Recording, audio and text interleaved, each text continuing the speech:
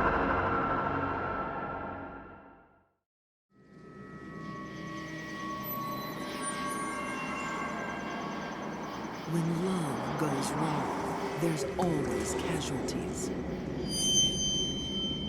I can't imagine what was going through Penny Boudreau's mind in those moments on that dark road.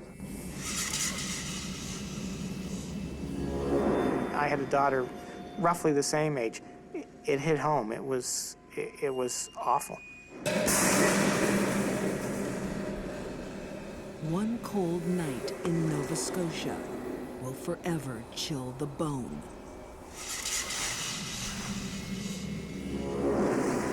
I can't imagine what she would be thinking. And frankly, I don't want to. I don't want to think like Penny Boudreau. I'm just here to reach out to my daughter, Carissa. It's I the just want to tell you saddest there are lots moment of people who love you and imaginable. want you home. A mother April is begging here. a nation Mom to is find here. her child. Please just reach out to someone. Please call us. People let us saw know you're this okay. woman who was being traumatized by the fact that her child was missing, and they wanted to help. 12-year-old Carissa Boudreau has been missing for 2 days in terrible, cold weather. If there's anyone out there who's seen her, please call. Her mother, Penny, is desperate. She was very tearful. She spoke of wanting her daughter to come home. We all love you. But it is all a lie. Journalist Lisa Brown was at that press conference. The winter of 2008, in Bridgewater, Canada. Penny appeared to be a very upset, distraught mother who was concerned about her child. That's certainly what the community as a whole saw.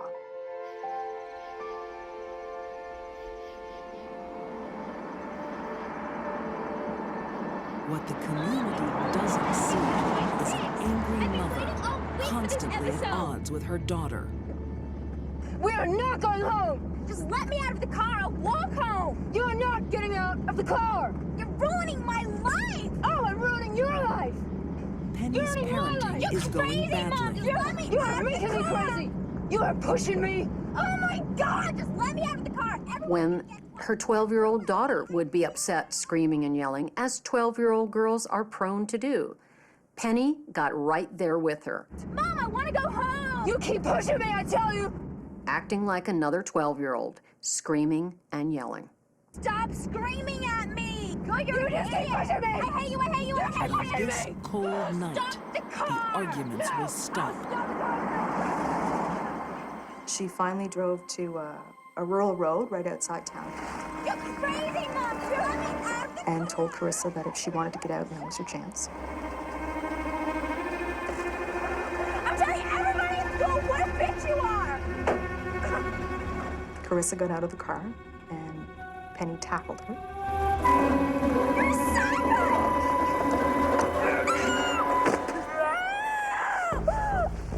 Penny took the twine from her pocket. And she wrapped it around Carissa's neck.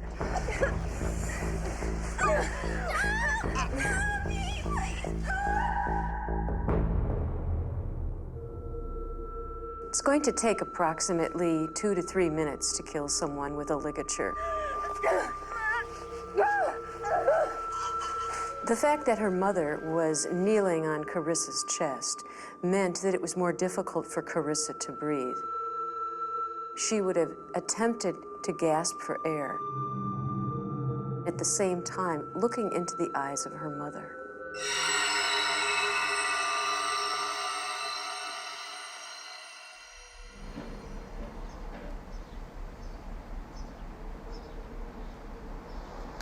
Penny reports her daughter missing. Initial indication was, okay, this is an upset child. She may have run off and she may be hiding with a friend.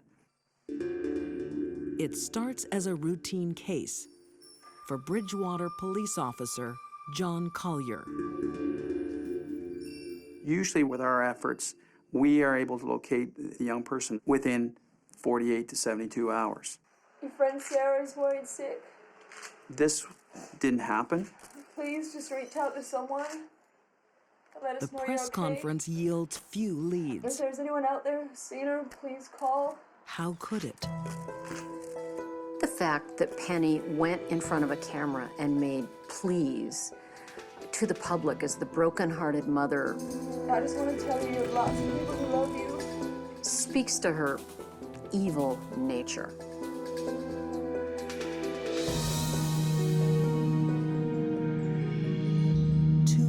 Later, Carissa's body is found.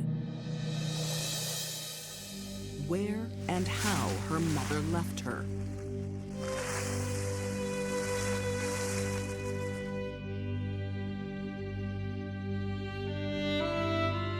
Carissa was found with her jeans pulled partway down, one leg on, one leg off. Her underwear were down. She didn't think the body would be found for quite some time, and she believed that people would think that Carissa had been sexually assaulted, and that would aid her case.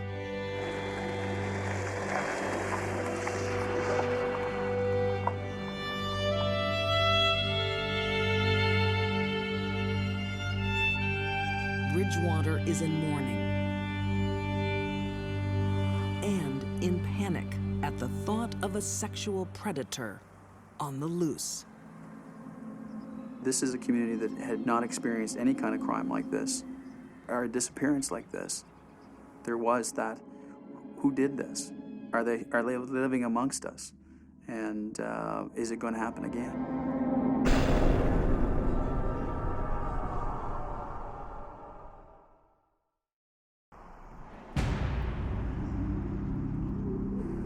In January 2008, the Canadian town of Bridgewater, Nova Scotia, is shocked by the brutal murder of a young girl. There were numerous concerns within the community that there was possibly someone who was out there sexually assaulting children. But the truth is far more disturbing.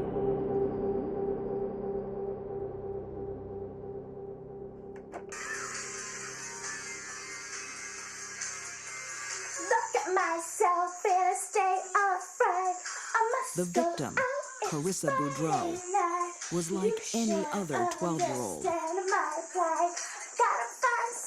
And so is her mother. What the hell have you been saying about me at school? You better not have broken my stereo. Answer the question. Penny's extreme immaturity is highlighted by the fact that when her daughter would be upset and maybe screaming and yelling, Mother, I hate you. Well, I hate you. Penny, rather than acting like the adult, would start screaming and yelling also. Little brat, you better tell me what you said. The barrier. Oh, get out of my room. Her boyfriend, Stay here. Vernon McCumber, is tired of the constant arguing. Well, that was real constructive, wasn't it? Don't you start. I'm supposed to stay here, put up with all this crap? Well, I had enough. I'm leaving. Vernon didn't say that. I'm serious.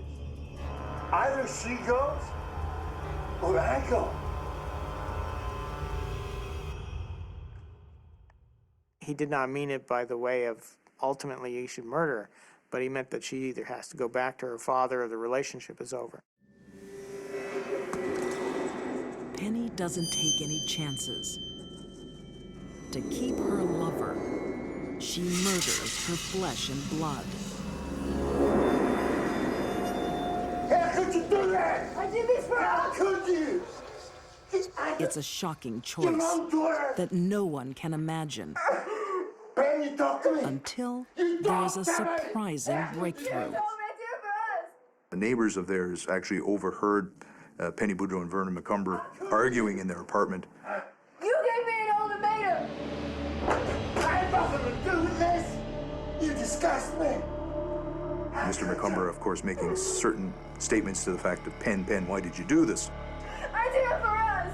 You said her or me. That's not what I meant, you crazy bitch.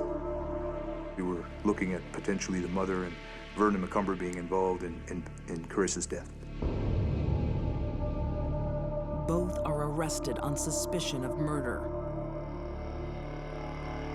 Although Vernon believes Penny is the murderer, he says nothing. Good work, right? So you know this guy well? Yeah. I'll go for him as soon as I get out. Probably Thursday. Without a confession, police pin their hopes on an elaborate sting. I've recruited for him before, so he trusts me. Don't you worry about that. They had put the undercover operator in first with the boyfriend. No promises till he meets you, though, okay? Yeah, of course. Became confident of him. I'm definitely interested. Indicated to him that he was part of a cross-country crime organization originating out of Montreal, that they could possibly use his help in around this area.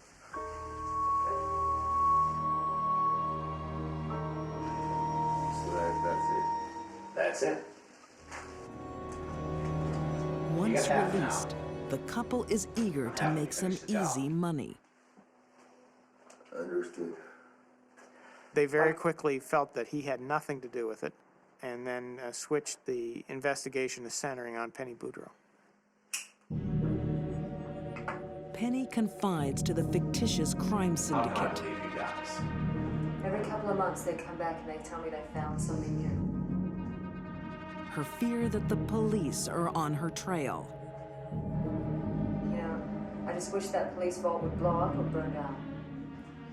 Well, if you get picked for this job, maybe something can be arranged. The undercover cop offers her a deal. If she kills for them, they will get rid of the police evidence. I can do this. How do I know you're not gonna chicken out at the last moment? A lot of people do. I told you, I've killed before. I can prove it. I'll take you where it happened and show you things only I can know. Okay, let's do it.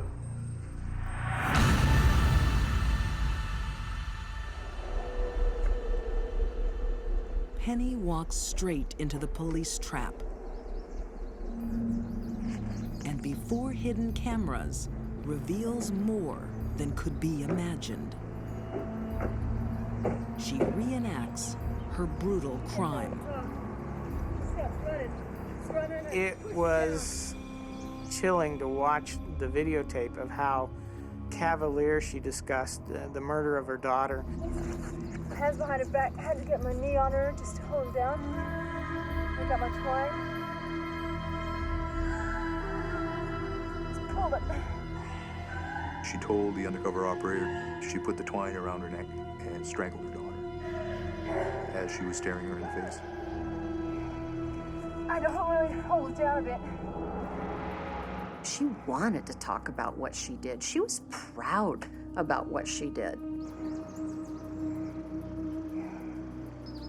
Stronger than her. She didn't last too long. And too stupid to remain quiet about it. Okay. Penny Boudreau seals her own fate. She pleads guilty to second-degree murder and is sentenced to life in prison.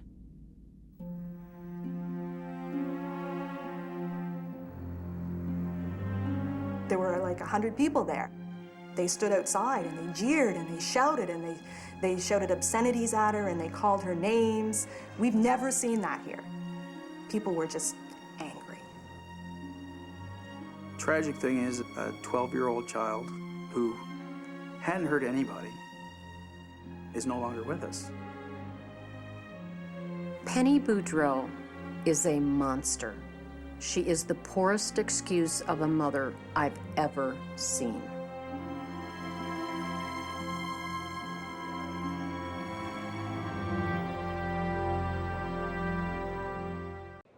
If I got it all worked out, you can break me out of my court hearing next year. What's that at your hearing? You're gonna do it, right? A dangerous prisoner Yeah. is about to make a daring escape. His weapon, more powerful than armed guards or handcuffs. It's the love of a woman. She did what she was told to do by the man she loved. She would have done anything for him. I think that is probably the hardest thing for me to deal with, knowing my daughter has killed somebody.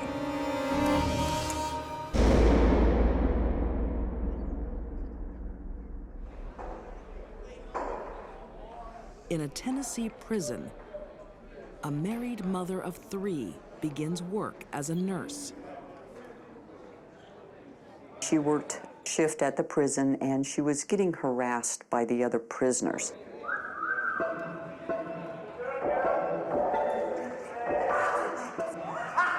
They were showing themselves to her. So one of the guards says, well, I think we have somebody that can walk around with you and help you with these problems. Jennifer, ask him thou shalt receive. Want you to meet your new bodyguard, George Hyatt. How you doing, Jennifer? George Hyatt isn't a warden. It was all mine. Thank you, Warden. He's a violent, hardened criminal, serving 30 years for armed robbery and assault. Anything you need, Jennifer? I'm your man. Thank you.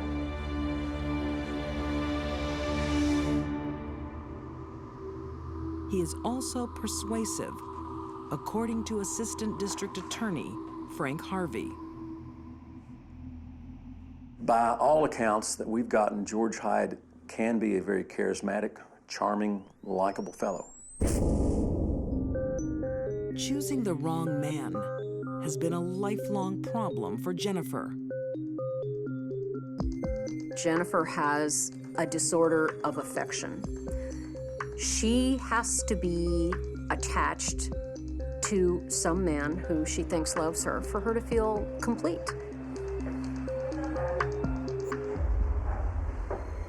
The emotional weakness makes her easy prey for George. She was at the point in her life where she thought everything was just going downhill, and he just picked her up, and she was just caught up in it. She was easy pickings for George Hyatt.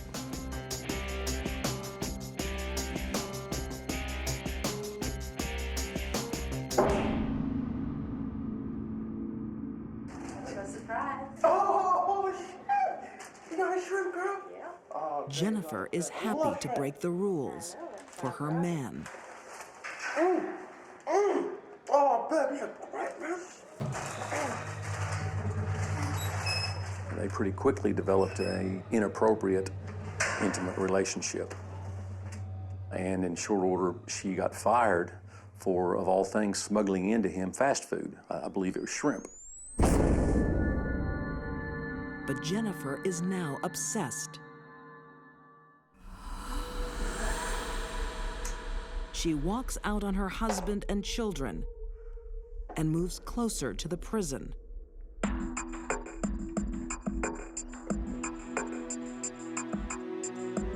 He, of course, had his cell phone, and he called her, and he had her on the phone 24 hours a day. I wish I was there with you. I wish you were here too. Now that he has a girlfriend on the outside, Baby, I love you. he won't risk losing her. Will you marry me? Yeah, okay.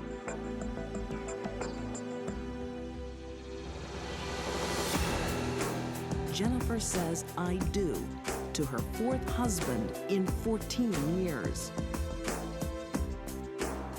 I pretty much looked at it as Jennifer had been married a lot and she'd made another mistake. George soon makes it clear what he wants from his new wife. Babe, you gotta get me out of here. How? You can bring me out of my court hearing next year. George was facing so much time, Babe, I got it all worked out. it appears he made the decision that it was worth taking a chance. I need to get a car, and I need to get a gun. Can you do that for me? Okay. part of her really saw this as kind of a romantic adventure. Baby, I love you. Her crazy, wild criminal husband. Jennifer is about to make a life or death decision. Once a warm-hearted nurse, Jennifer Hyatt is on the run. She has been shot in the hip, helping her criminal husband escape from custody. Jennifer is the type of person that would not hurt anybody. She cared for animals. She cared for older people. She never had a mean bone in her body. So this is something that was completely out of character for Jennifer. We're free, baby. We did it. Now she has a price on her head. And it's all for love. All she wanted was a chance to be with the man she loved, and it was somehow unfair that she couldn't have that. And she decided, by golly, she was going to get it.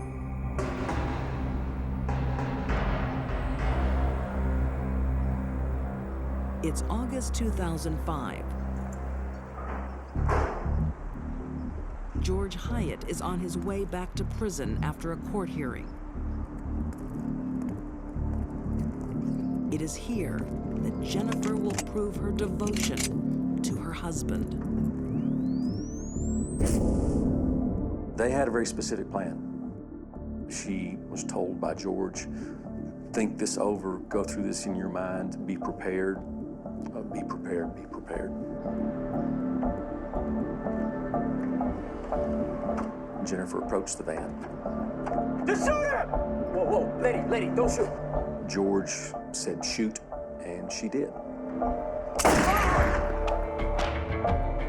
All she heard was the man she loved telling her to do something. Let's go, baby, let's go, baby!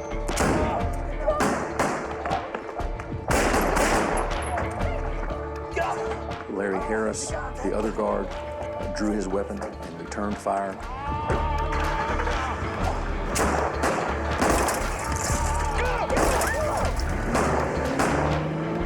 Jennifer was wounded. She had to have known it at the time, but she was able to keep going. I'm hit. Stay with it. As Jennifer and George make their escape, Wayne Morgan lies critically injured. These guards are not strangers to us. We knew these people on a first-name basis. So it was personal to all the people involved in the court system, and was just a shock. It is an even greater shock for Jennifer's mother. I was watching the internet, and something popped up that said there had been a shooting in Kingston, Tennessee. And I went, oh, this is really strange. That's where Jennifer went. So I clicked on it. Well, needless to say, it pulled up her picture and said she'd shot a guard. And of course, I kind of lost it.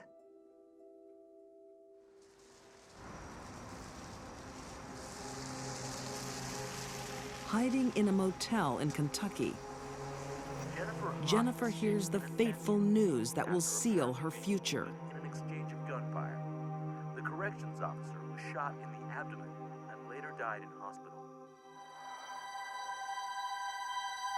Wayne Morgan, father of two, dies on the way to the hospital. He did what he was sworn to do. That was to try to keep his prisoner, and he died for it.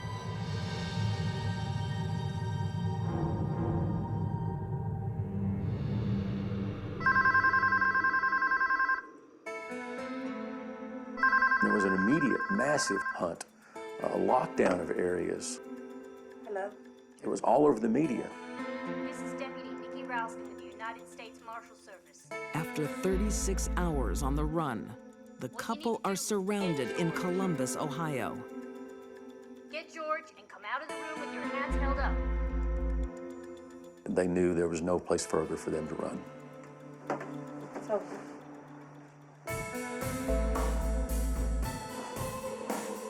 The first time I talked to her, she says she didn't regret anything. That was the day that she got incarcerated. Get your hands up. Now turn around and walk backwards towards us. She says everything was great and everything was wonderful, and she did it for the love of her life. Hands up, higher. I think that she was totally manipulated with this husband of hers. He had done this 5 times before, and he finally found somebody that he could manipulate to the point where she would do this for him. I do not think that Jennifer's intention was ever to shoot. Sally Lamson believes her daughter's version. She was holding the gun, and one of the guards reached for the gun, and it scared her, and she pulled the trigger. But eyewitnesses are adamant she followed George's orders. If it were otherwise, why would she have bullets in the gun? Why would she bother to know how to use the gun? If it were otherwise, why would she take the safety off the gun? She had the opportunity to back away, and she didn't. She shot instead.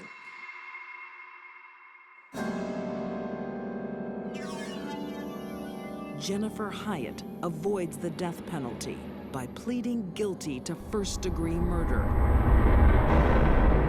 She will never be released. She cries every day, every single time holidays come around. I can't believe I did this. I don't know what I was thinking. I miss my family. I miss my children. She has all the regrets in the world. She's mostly regretful for what she has done to the victim's family. Jennifer's problem was all about men. She had to have one. She wasn't exactly discriminating. She went from one to another trying to find herself. In the end, she found the one that brought her down.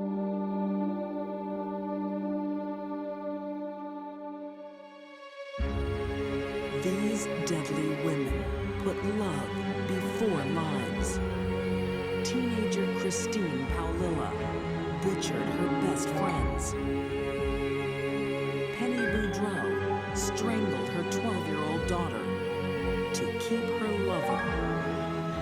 And nurse Jennifer Hyatt gunned down a guard to free her husband. Cold, calculated murders by women desperate to please. The result of love gone wrong.